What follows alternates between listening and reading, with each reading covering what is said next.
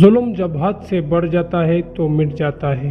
5 جون 1992 ٹنڈو بہاول سندھ کے گاؤں میں حاضر سروس میجر ارشد جمیل نے پاک فوج کے دستے کے ساتھ چھاپہ مار کر 9 کسانوں کو گاڑیوں میں بٹھایا اور جمشورو کے نزدیک دریائے سندھ کے کنارے لے جا کر قتل کر دیا۔ فوج نے الزام لگایا کہ یہ افراد دہشت گرد تھے۔ ان کا تعلق بھارت کے ادارے ریسرچ اینڈ انالیسس ونگ سے تھا۔ لاشیں گاؤں آئی تو صرف گاؤں بلکہ پورے علاقے میں کہرام مچ گیا۔ ہر ماں اپنے بیٹے کی لاش پر ماتم کر رہی تھی۔ ان کے بین دل دہلا رہے تھے۔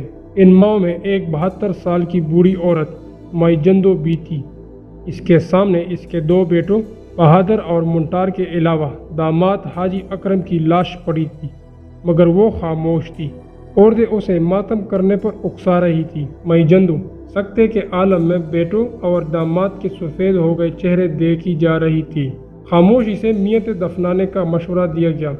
قاتل طاقتور ہے، ہاریوں کا ان سے کیا مقابلہ؟ مائی جندو کو رونے کے لیے کہا گیا تو اس نے وحشتناک نگاہوں سے میتوں کی طرف دیکھا اور بولی، بس مائی جندو ایک ہی بار روئے گی جب بیٹوں کے قاتل کو پھانسی کے پھندے میں لٹکتا دیکھے گی۔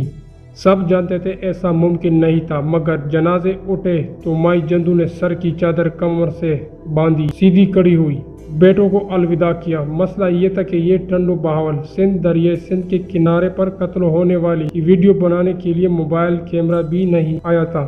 خبر چلی کہ دشمن کے ایجنٹ مار کر ملک کو بڑے نقصان سے بچا لیا گیا۔ جس نے پڑھا سنا اس نے شکر کیا۔ جب سارا ملک شکرانہ ادا کر رہا تھا تب مائی جندو نے احتجاجی چیخ ماری۔ اسی چیخ نے پرنٹ میڈیا کی سماعتیں چیر کے رکھ دی۔ مائی جندو بوڑھی تھی، جسمانی لحاظ سے کمزور، مگر وہ 3 مقتولوں کی ماں تھی۔ اس نے اپنے 2 بیٹوں کو ساتھ لے کر قاتلوں کے خلاف اعلان جنگ کر دیا۔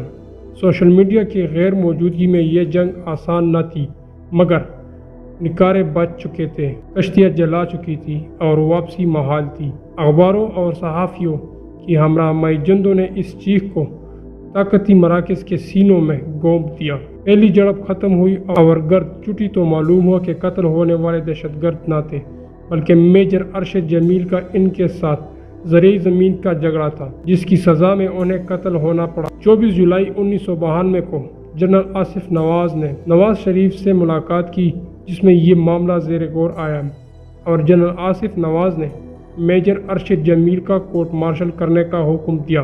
29 اکتوبر کو فیلڈ جنرل کورٹ مارشل نے میجر ارشد جمیل کو سزائے موت اور 13 فوجی اہلکاروں کو عمر قید کی سزا سنائی۔ سپہ سالار نے رحم کی اپیل 14 ستمبر 1993 کو مسترد کی۔ اس کے بعد رحم کی اپیل صدر فاروق لغاری سے کی گئی، جب 31 جولائی 1995 کو مسترد ہوئی، لیکن سزا پر عمل درآمد روک دیا گیا۔ میجر کے بھائی کی اپیل پر سپریم کورٹ کے جج سعد الزمان صدیقی نے حکم امتناع جاری کیا اور سزا روک دی۔ سزائے موت پر عمل نہ ہونے پر 11 ستمبر 1996 مائی جندو پھر میدان میں نکلی۔